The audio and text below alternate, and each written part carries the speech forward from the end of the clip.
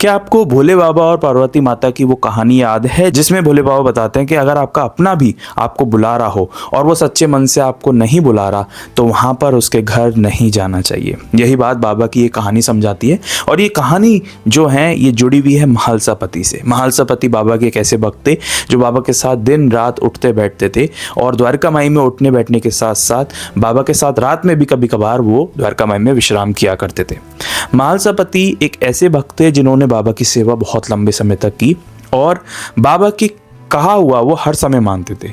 लेकिन कुछ एक दो जगह में ऐसा पढ़ने को मिलता है जहाँ पर उन्होंने बाबा की बात नहीं मानी और हमें ये संदेश मिलता है कि अगर बाबा की बात नहीं मानी जाती थी तो क्या क्या उसको परिणाम देखने को मिलते थे। ऐसी तो कई सारी कहानियां हैं जिसमें हमें मालूम पड़ता है कि जो भक्त बाबा की बात को नज़रअंदाज कर दिया करता था उसको कुछ ना कुछ प्रॉब्लम का सामना करना पड़ता था, क्योंकि बाबा यूं ही नहीं कहते थे, उसके पीछे एक बहुत गहरा कारण होता था। तो अगर बाबा की बात को अनदेखा कर दिया जाता था तो क्या होता था। महालसापति एक बार बाबा से द्वारका माई में मिलने गए और महालसापति ने बाबा से कहा कि देवा, मुझे यहाँ से कुछ दूर अपनी जो मेरी बेटी जहाँ पर ब्याही है, जहाँ उसकी शादी हुई है, वहाँ पर निमंत्रण आया है। मुझे अपने समधी के यहाँ पर किसी कार्यक्रम में सम्मिलित होने के लिए जाना है और जहाँ पर मुझे भोजन के लिए भी आमंत्रण मिला है।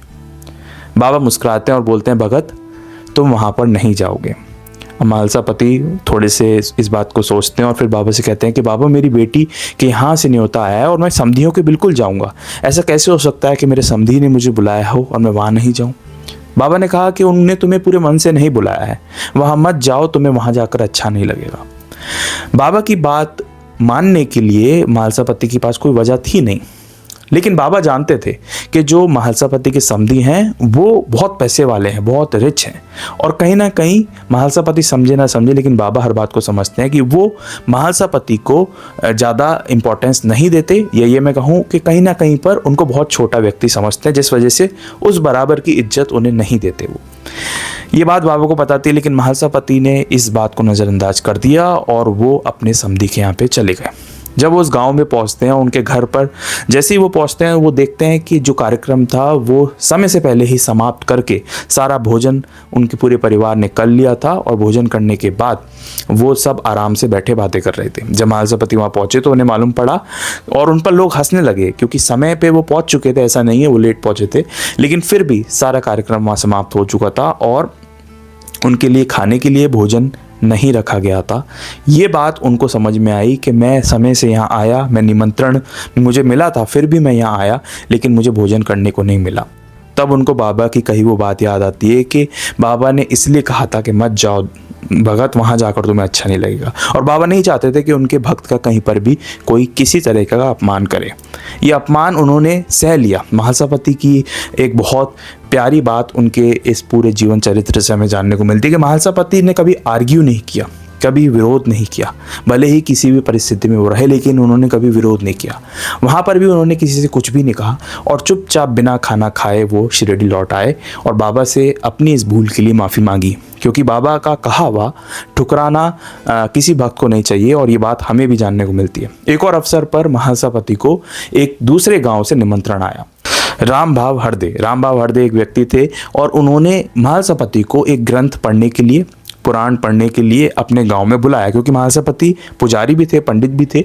तो उन्हें निमंत्रण मिला कि आप हमारे गांव में इस कार्यक्रम में आइए और यहाँ कुछ धार्मिक ग्रंथ पढ़िए, कुछ बोलिए इस पर। तो महालसापति बहुत खुश हो गए क्योंकि उन्हें दूसरे गाँव से निमंत्रण आया था, तो वो उठ के चल दिए। तो बाबा ने उन्हें रोका कि क्यों जा रहे हो भगत वहाँ पर। तो महालसापति बोलते हैं कि नहीं बाबा, मुझे निमंत्रण आया है और कोई आपको निमंत्रण दे, ऐसा ही कह सकते हैं जैसे उन्हें चीफ गेस्ट की तरह बुलाया गया था। तो वो सोचते हैं कि नहीं, मुझे तो जाना बनता ही है। वहीं दूसरी तरफ बाबा मुस्कुराते हैं और कहते हैं, भगत वहाँ मत जाओ, वहाँ लड़ाई झगड़ा हो जाएगा और तुम्हें भागना पड़ेगा।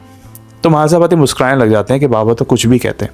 वहाँ से वो चले जाते हैं। जब उस गांव में वो पहुँचते हैं और थोड़ा ही कार्यक्रम शुरू होता है तो अचानक से किसी बात को लेकर वहाँ पे जो लोग थे उनमें आपस में बहसबाजी हो जाती है और इतनी ज़्यादा लड़ाई पर बात आ जाती है कि वहाँ पे जो भी तंबू था, टेंट था या जो भी वहाँ पे खाना वगैरह की व्यवस्था थी वो सब इधर उधर बिखरी हुई दिखती है। आपस में इतना ज़्यादा झगड़ा हो जाता है कि महालसापति को वहाँ से उठ के तुरंत भागना पड़ता है।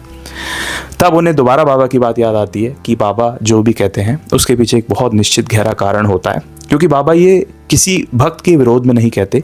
वो ये मानते हैं और ये हमें समझाना चाहते हैं कि वो कभी भी किसी भक्त का बुरा नहीं चाहते। तो वो कभी संकेत देते हैं तो उसके पीछे एक बहुत गहरा कारण होता है, और इसलिए हमें उनकी इच्छा समझ के ही माननी चाहिए। बहुत सारे लोग ये पूछते हैं कि शिरडी जाने का हमारा अवसर नहीं हो पाता, हम कितनी कोशिश करते हैं, लेकिन अगर आप ये मान के चलिए कि उसमें बाबा की ही इच्छा है तो आप हमेशा सही रास्ते पे चलेंगे। तो उम्मीद है आपको ये दोनों ही बातें जानकर अच्छी लगी होगी, जिसमें बाबा का कहा अगर कोई व्यक्ति नहीं मानता था तो उसको क्या क्या संकट का सामना करना पड़ता था, और ऐसी कई सारी कहानियाँ हैं। और मेरा ऐसा मानना है कि ये जो कहानियाँ हैं हुई आज से 100 साल पहले है, लेकिन हम सबको कुछ ना कुछ सिखा के जाती हैं। अगर आप बाबा से जुड़ना चाहते हैं, बाबा से जुड़ी हुई इन भक्तों की कहानियाँ जानना चाहते हैं, तो इस चैनल को भी सब्सक्राइब कर सकते हैं। मिलेंगे एक नेक्स्ट वीडियो में एक रियल हिस्ट्री, एक नई कहानी के साथ। तब तक के लिए ओम साई राम।